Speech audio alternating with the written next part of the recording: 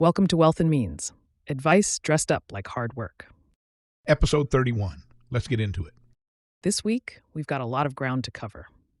Literally. We're going to look at what's happening underneath the stories everyone's been watching.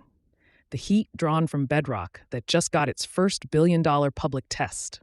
The quantum interaction that took physicists 5 years to generate and happened in less than a millisecond.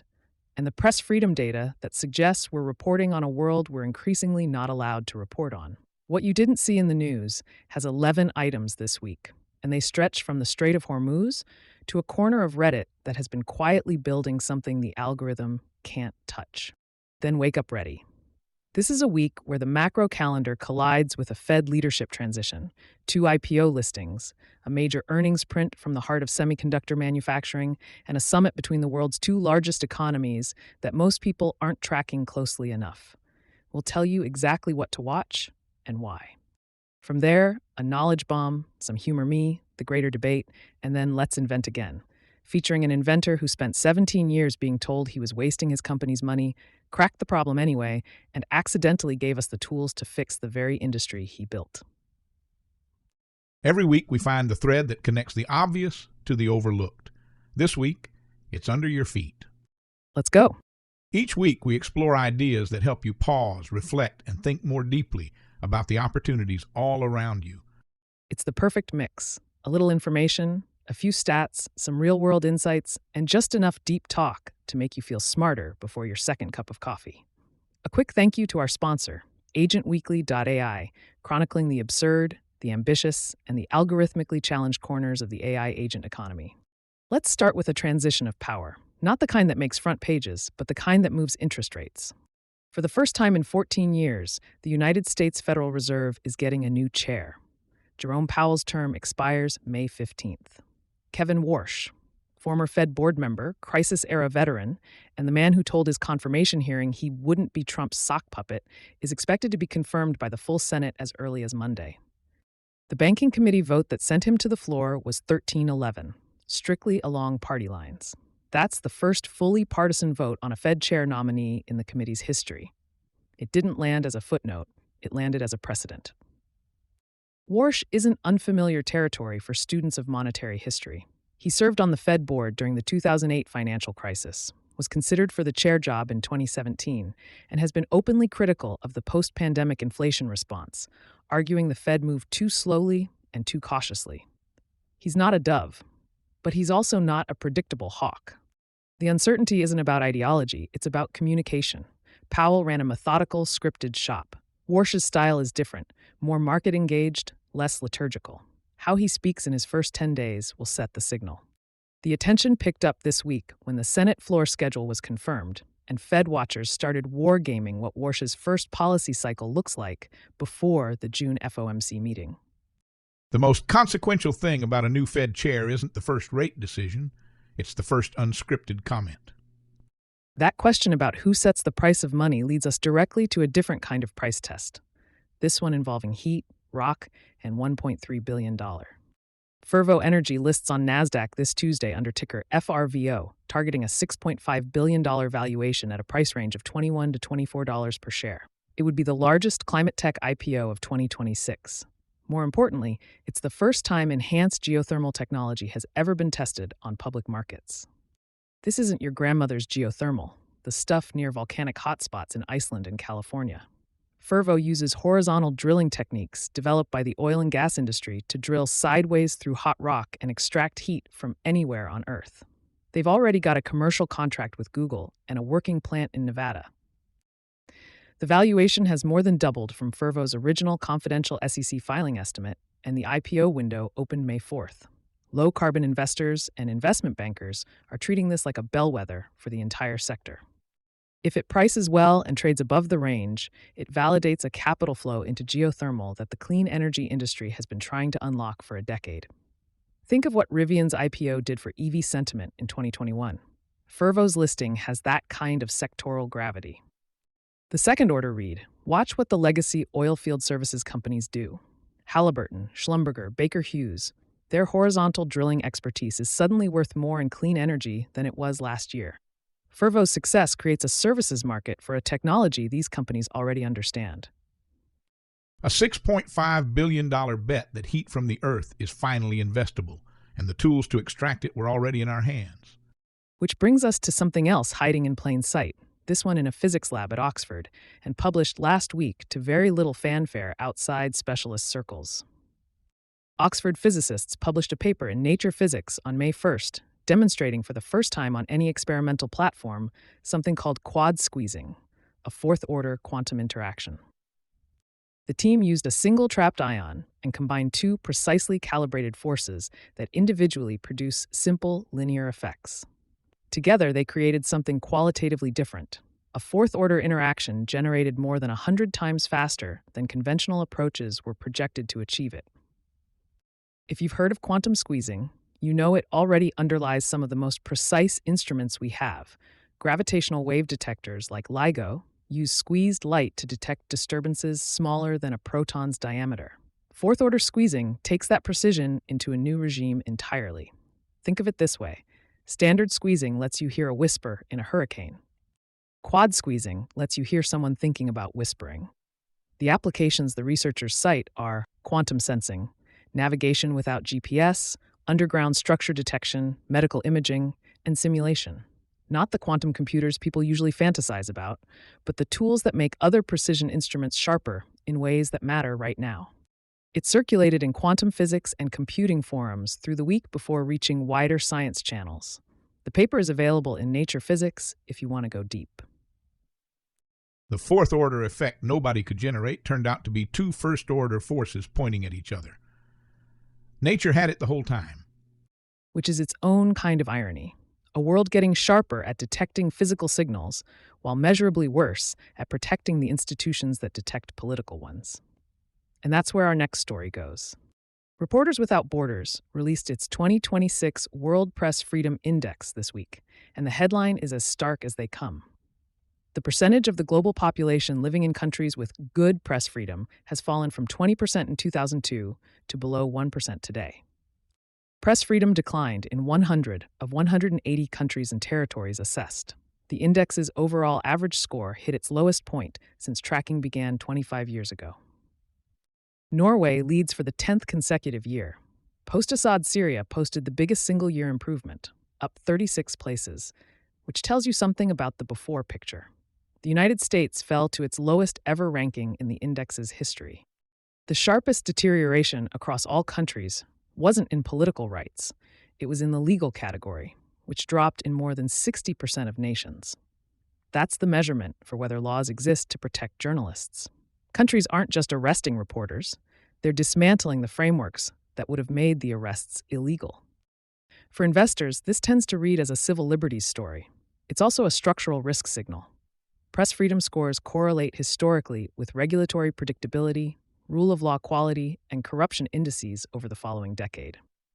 Countries with declining legal protections for journalists are, on average, countries where the contractual environment for foreign capital is also eroding. Less than 1% of humanity living in good press freedom conditions isn't a trend. It's a reclassification. And nowhere is that tension between information and power sharper right now than in a 21-mile-wide waterway between Iran and the Arabian Peninsula.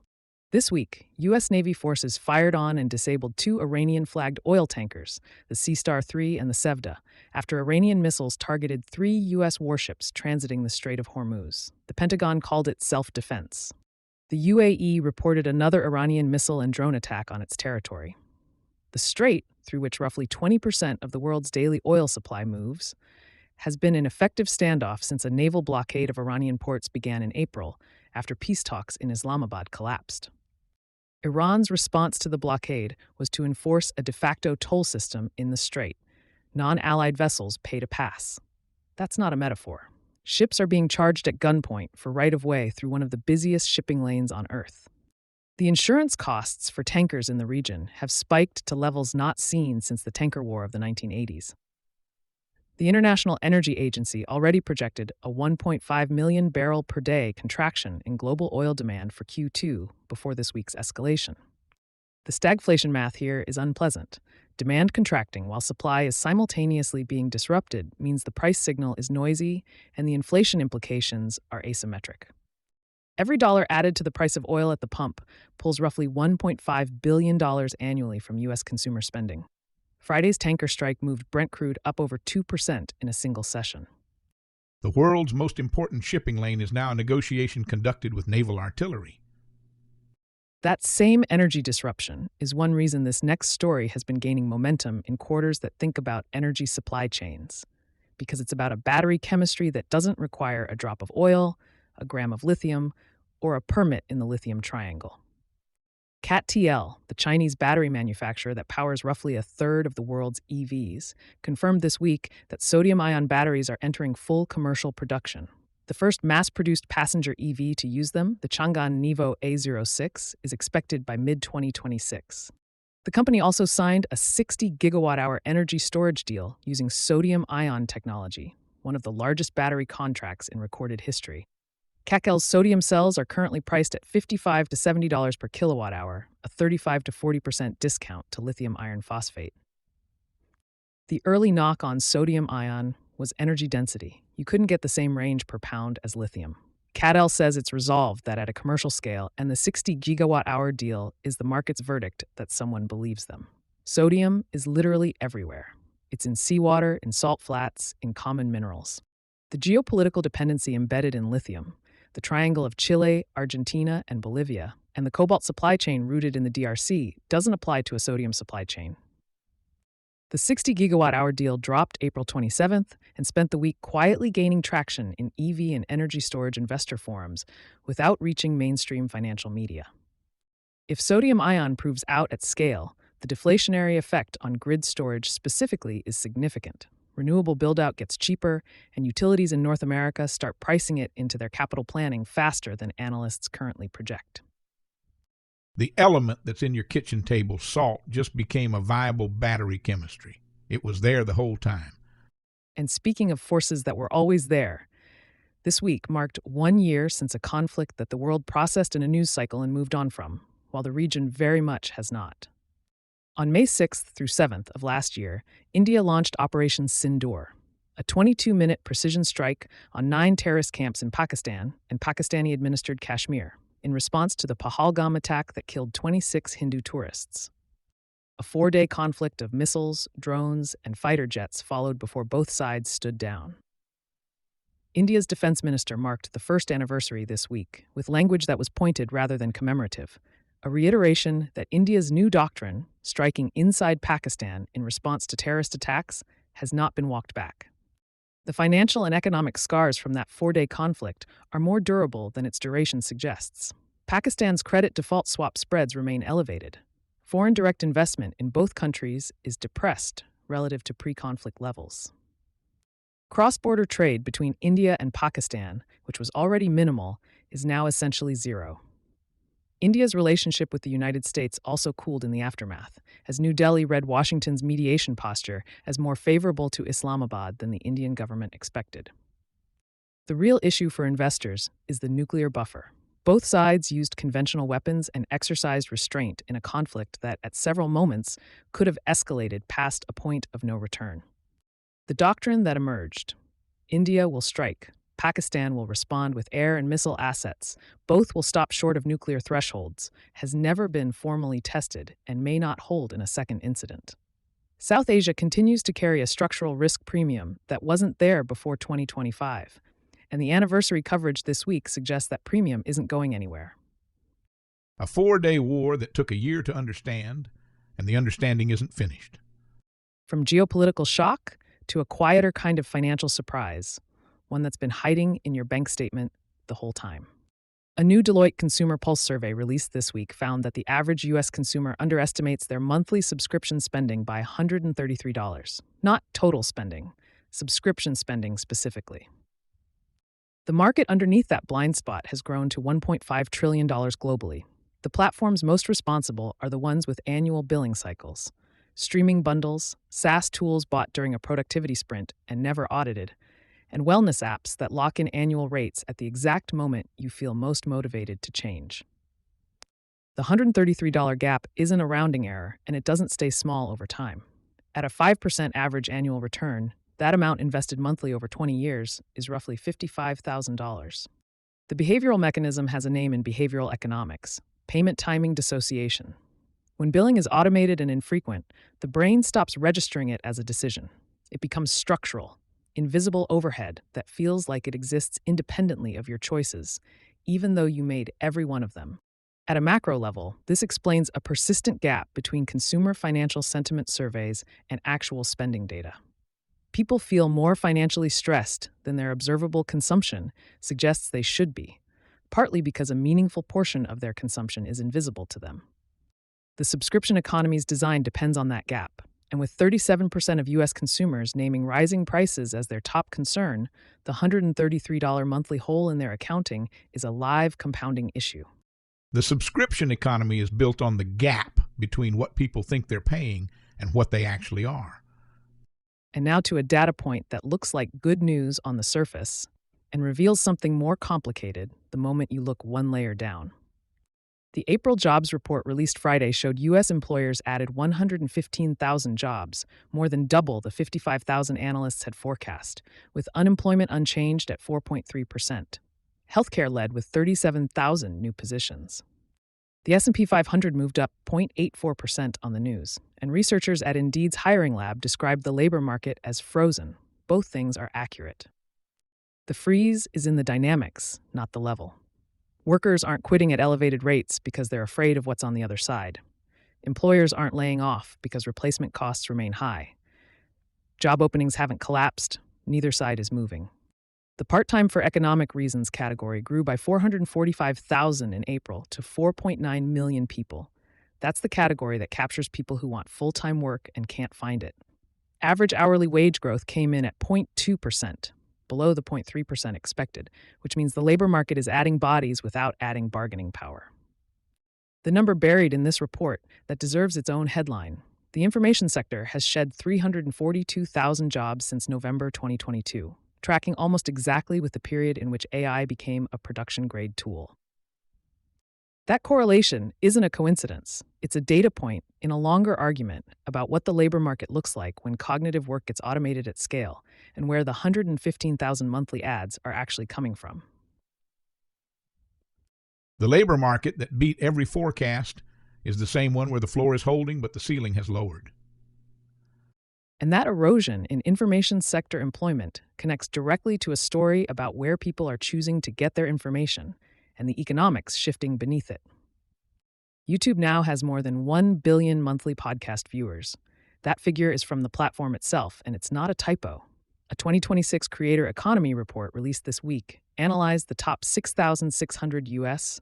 YouTube channels and found they're collectively generating 136 billion annual views and 26 billion hours watched, with 52% of that viewing happening on connected TVs, not smartphones. Ad completion rates on these channels are running at 70%, which outperforms broadcast television norms by a meaningful margin. The comparison to broadcast isn't just about scale. A TV network sells a demographic. A YouTube channel sells a community with demonstrated purchasing behavior in a specific category. The sweet spot in 2026 is the mid-tier creator, channels between 100,000 and 500,000 subscribers, because their audiences are self-selected around specific interests without the overexposure that dilutes conversion in mega channels. Brands are noticing. Creator partnerships at this tier are being structured with equity components and long-form licensing deals that look more like publisher contracts than influencer placements. The implication for traditional media companies is structural. As creator-hosted content captures more of the watching together in the living room behavior, the premium that justified broadcast network ad packages weakens. That premium has been the economic spine of linear television for 60 years. The creator economy isn't disrupting it from the top down, it's undermining it from the living room floor up. The living room screen became a creator screen, and broadcast TV is still in the meeting, deciding what to do about it. And finally this week, a story from the part of the internet that's intentionally impossible to find if you're not already looking. While the rest of the algorithm churned, a significant corner of Reddit went underground, literally into 14th century British folk mythology. The r/folk horror subreddit crossed 400,000 members this week, which is a meaningful threshold. It's historically a leading indicator of mainstream cultural crossover for niche internet communities. Dark folklore YouTube channels are growing at 3 to 4 times the platform average. Discord servers dedicated to British and Scandinavian folk traditions. The Wicker Man, pre-Christian European practice, slow reading groups for out-of-print texts have doubled in membership over 6 months. What makes this generation's folk horror revival different from the commercialized witchcraft aesthetic that flooded social media in the early 2020s is the explicit antivirality. The stated point is that it doesn't perform for an algorithm.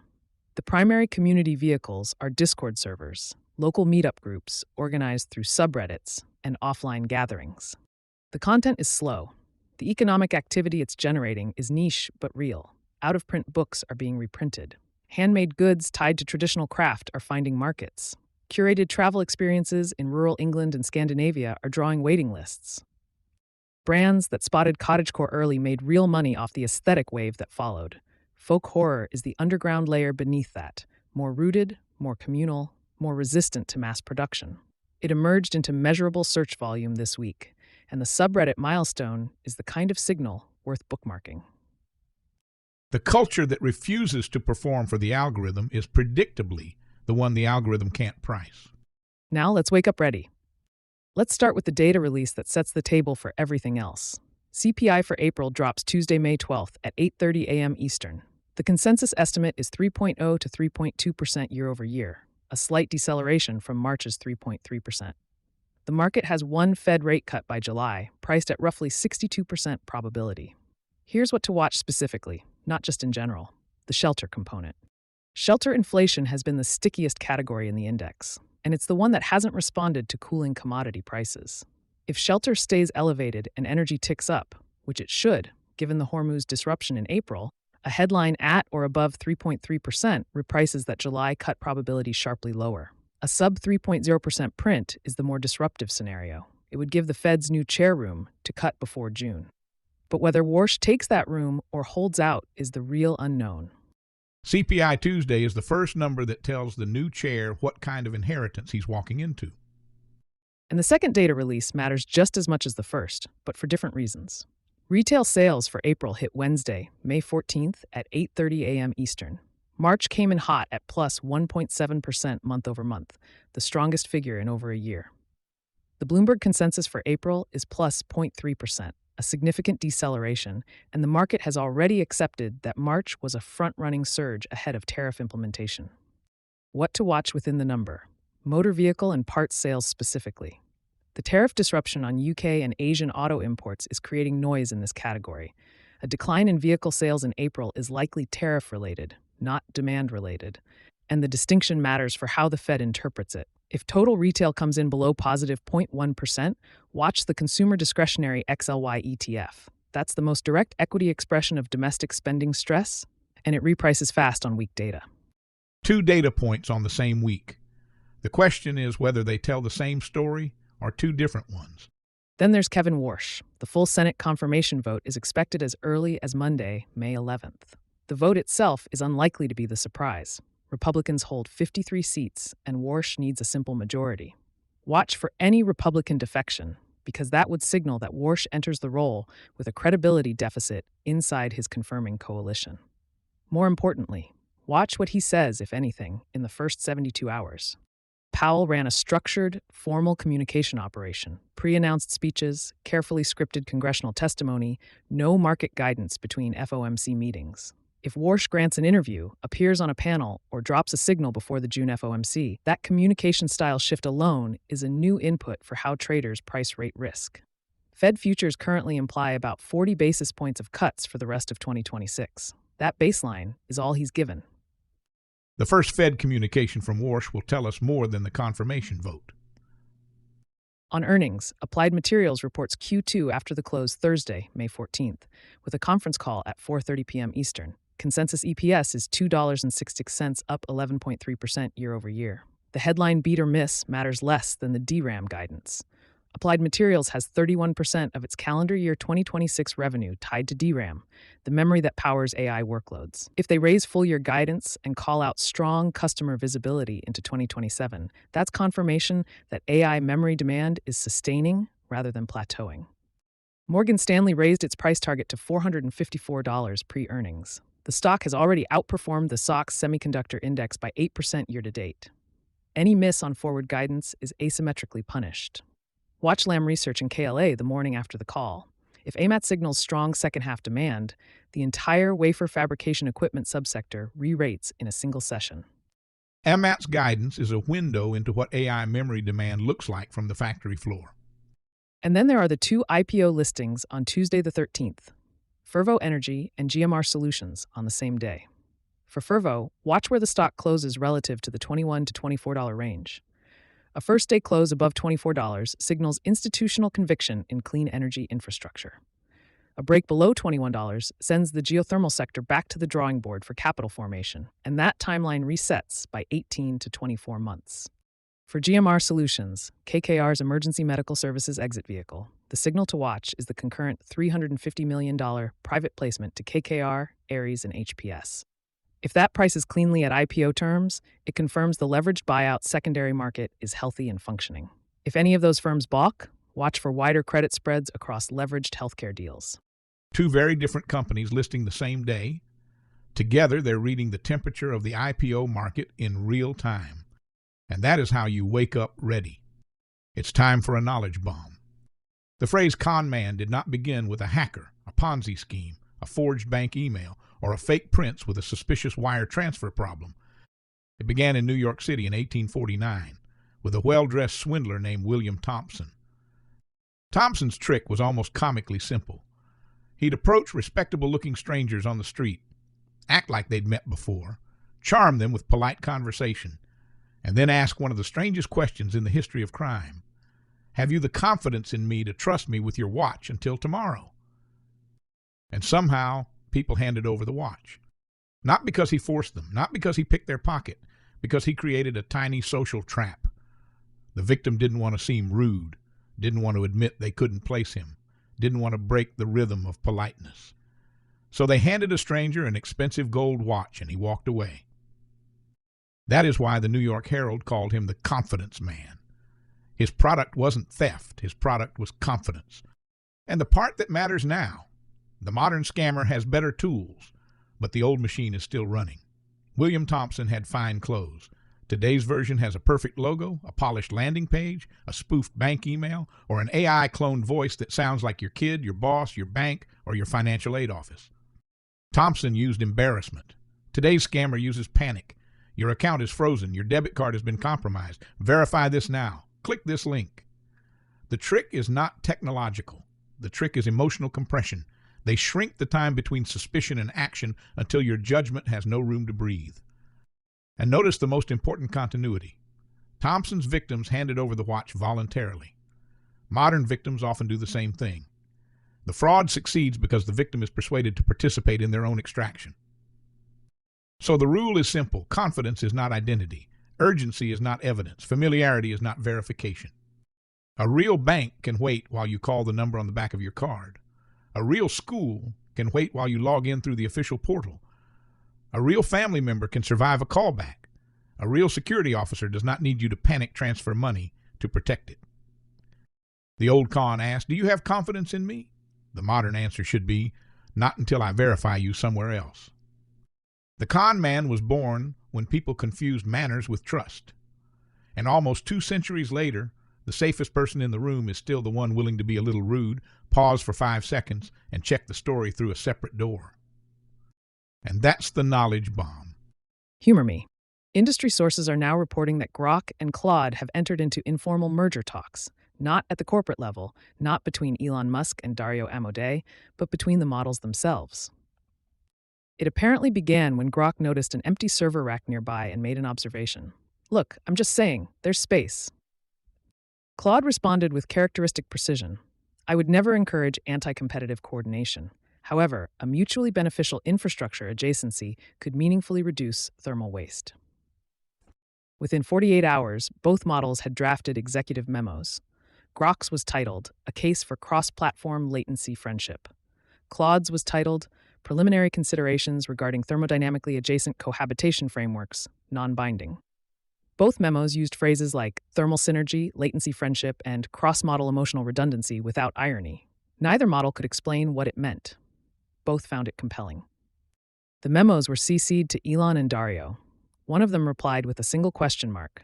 The other didn't open it.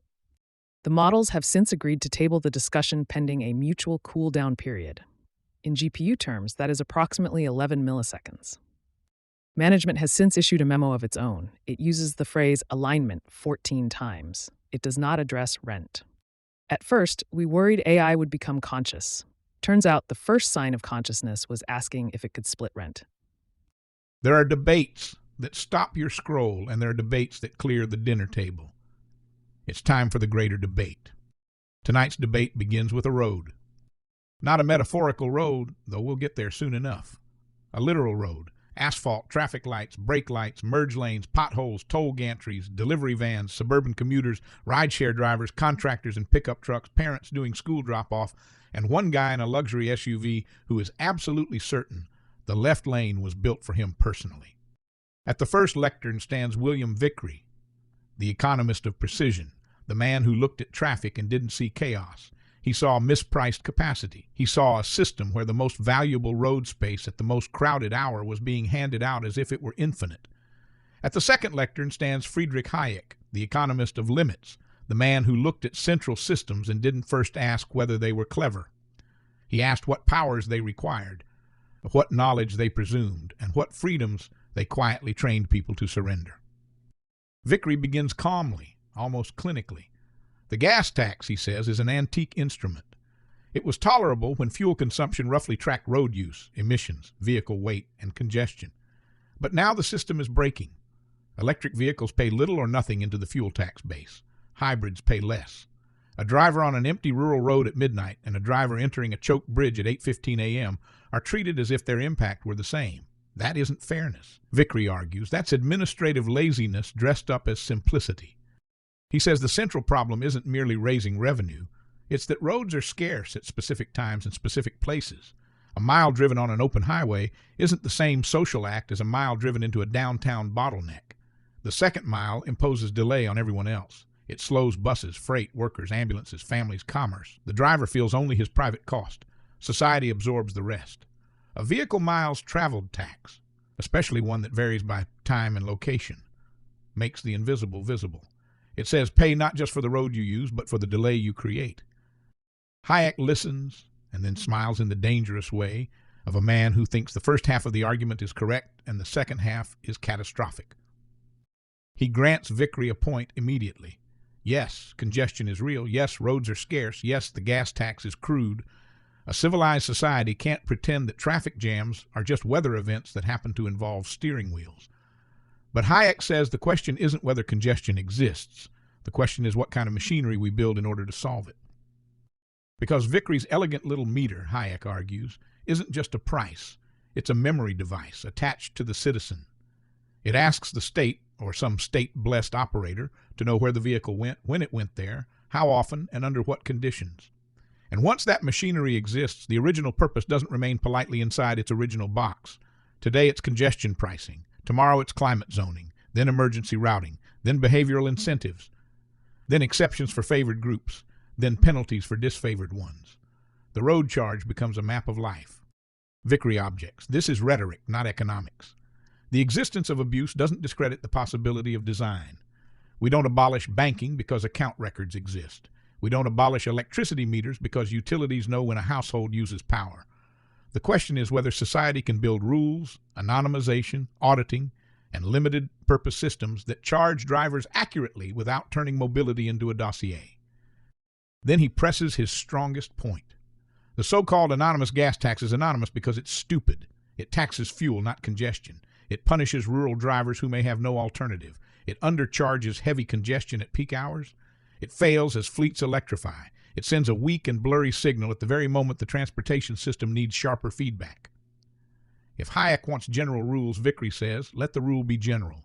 When you impose costs on others, you pay for them. That's not central planning. That's the price mechanism finally being allowed to speak clearly. Hayek's reply is surgical. A price mechanism doesn't become a market merely because a fee varies. In a market, prices emerge from dispersed choices, competition, substitution, ownership, and discovery. A state-designed VMT grid isn't simply the price mechanism. It's an administered model of what officials believe the price should be. Every zone, every hour, every classification, every exemption, every privacy promise, every enforcement trigger must be designed by someone. And the more optimal the system tries to become, the more information it demands and the more discretion it creates. That, Hayek says, is the old temptation of technical governance. It begins with a noble frustration. The world is wasteful. People make messy choices. The planner has better data, better math, better dashboards. But the knowledge that matters isn't only traffic density. It's the mother choosing a route because one child gets carsick, the carpenter whose truck route depends on job site uncertainty, the nurse whose shift changes without notice, the small business owner avoiding a street because a delivery entrance is blocked, the friend making one last visit to someone in hospice. Human movement isn't just demand to be optimized. It's life in motion. Vickery doesn't dismiss that. In fact, he says, Hayek has just made the case for pricing. The point of a price isn't to command the nurse, the carpenter, the parent, or the delivery driver. It's to reveal trade-offs. If a trip is urgent, make it. If it's flexible, shift it. If traffic at 8:30 is expensive, perhaps a delivery window moves. A meeting becomes remote, a commute shifts by 30 minutes, or a city finally sees where transit investment has the highest return. Without prices, everybody waits in the same jam and calls it freedom. Then comes Vickery's knockout critique. Hayek, he says, is defending an illusion of liberty that leaves people trapped in collective waste. A traffic jam isn't freedom, it's coerced idleness created by underpricing. The driver sitting in congestion hasn't chosen liberty. He's chosen from a menu distorted by bad policy. A smart VMT tax could reduce congestion, fund maintenance, lower other taxes, and make scarce road capacity available to those who value it most. The gas tax may be anonymous, but it's also blind, and blindness isn't a constitutional virtue. Hayek absorbs the hit. He concedes that congestion itself can become a form of coercion. Wasted time is real. Bad infrastructure finance is real. A flat fuel tax can be unfair, especially as vehicle technology changes. But then he lands his own knockout critique. Vickery's system requires a government capable of knowing a great deal while promising to use that knowledge only a little.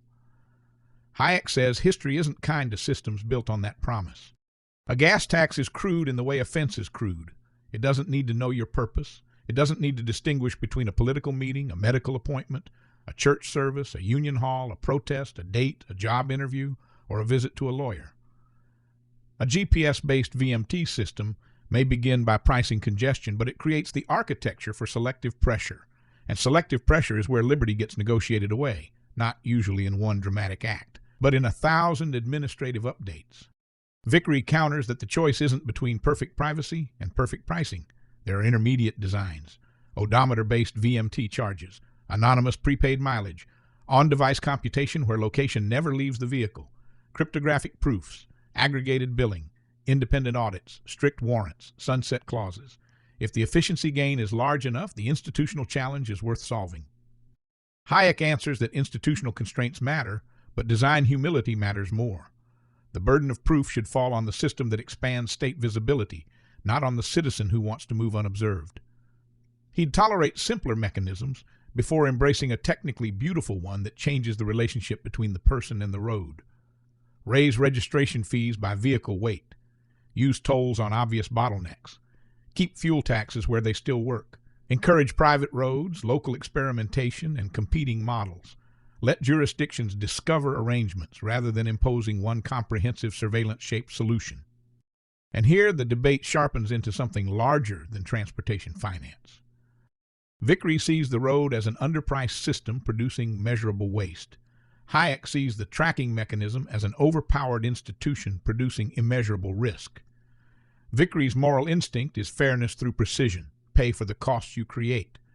Hayek's moral instinct is fairness through restraint. Rules should be simple enough that the citizen doesn't become a file to be managed. Vickery fears the tyranny of inefficiency, where everyone loses time because no one pays the true price. Hayek fears the efficiency of tyranny, where every movement can be priced, nudged, audited, and eventually justified. The strongest version of Vickery wins the traffic model. The strongest version of Hayek wins the constitutional warning.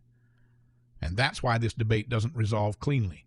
A society that ignores Vickery will get clogged roads, collapsing revenue, and subsidies hidden inside congestion. A society that ignores Hayek may get beautifully optimized roads that quietly teach citizens the state has a natural right to know where they go. The better answer isn't to pretend the gas tax can last forever, and it isn't to pretend a dashboard is destiny. It's to make any VMT system prove itself under Hayekian constraints: minimal data, local experimentation, anonymous payment where possible, no centralized trip histories, no mission creep, no behavioral scoring, no secret exemptions, and no system that requires citizens to trade privacy for pavement. Because the road is never just a road. It's the place where economics touches daily freedom. Vickery reminds us that prices matter because other people's time matters. Hayek reminds us that limits matter because power, once instrumented, rarely forgets how to use itself. The real test is whether we can build a road pricing system smart enough to reduce waste, but restrained enough not to become a map of our lives. And that is the greater debate. Let's invent again. The problem sounds like a riddle. Diamonds are the hardest natural material on Earth. They form over billions of years, under pressures and temperatures that exist only deep in the mantle, somewhere between 90 and 120 miles below the surface. They take that long and those conditions because the carbon atoms that make them up need to be forced into an exceptionally tight crystalline lattice. Nature does this by burying graphite so deep and heating it so long that it has no other choice. And yet, in 1954, in a GE laboratory in Schenectady, New York, a group of 4 scientists did the same thing in an afternoon. Robert Wentorf Jr. was born in West Bend, Wisconsin, and studied chemistry at the University of Wisconsin. He joined GE's research laboratory in the early 1950s, at a moment when the laboratory was one of the most productive places in American science. The project he joined was called Project Superpressure. The name tells you what they were attempting and why it seemed improbable. The team included Tracy Hall, Francis Bundy, and Herbert Strong. Their shared goal was the controlled synthesis of diamond, a material with such extraordinary physical properties, hardness, heat conductivity, precision edge retention, that industrial demand for it was essentially unlimited. The problem was that nature's manufacturing process was, by definition, inaccessible. The team knew graphite was the key. Graphite and diamond are both pure carbon. The difference is entirely in how the carbon atoms are arranged. In graphite, the atoms are bonded in flat sheets that slide easily against each other, which is why graphite is soft enough to write with. In diamond, the atoms are bonded in a 3-dimensional lattice that nothing can penetrate, which is why diamond cuts everything else. The question was whether you could force graphite to rearrange itself. The answer was yes, if you applied enough pressure and enough heat. The problem was that graphite resisted change stubbornly. Its carbon bonds were strong enough to hold their configuration against reasonable assault. So Wentorf and the team added something the chemistry hadn't tried before: iron sulfide as a catalyst, to weaken the bonds just enough. They applied extreme pressure, they applied heat, and in December 1954, graphite became diamond in a laboratory for the first time in recorded history. GE announced the synthesis in 1955. The diamonds were small, chips really, suitable for industrial cutting and grinding rather than jewelry. But that was entirely the point. Today, more than 100 tons of synthetic diamonds are produced annually, over 450 million carats, and they're embedded in the tools that cut metal, drill through rock, grind precision components, and polish everything from semiconductor wafers to industrial mirrors. The diamond on the tip of a drill bit, the diamond in the edge of a surgical blade, the diamond coating on the lens grinder at an optometrist's laboratory, it's almost certainly synthetic, almost certainly descended from the chemistry that Wentorf and his colleagues worked out in Schenectady. Wentorf himself didn't stop there.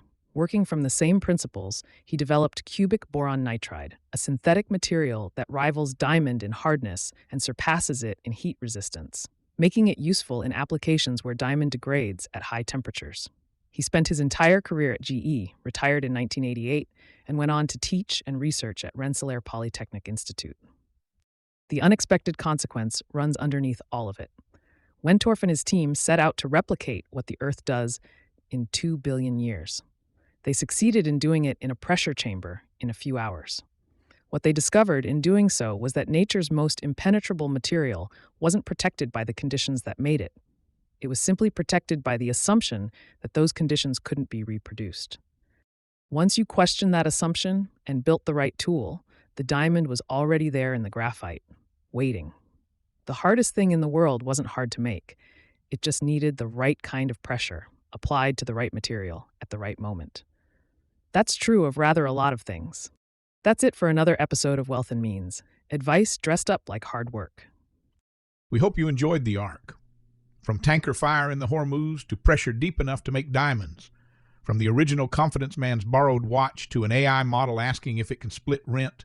And from a labor market that beats but doesn't move to two economists who've been arguing about the price of your commute for decades. The pattern was simple. Look one layer down. Because first principles are rarely flashy. Subscribe, rate, and share this episode. It helps more than you think. We do this for you, to help you have a better week, a sharper mind, and maybe even a longer attention span. And a special thanks to our sponsor, agentweekly.ai. Until next time, stay curious. Stay kind. And keep compounding.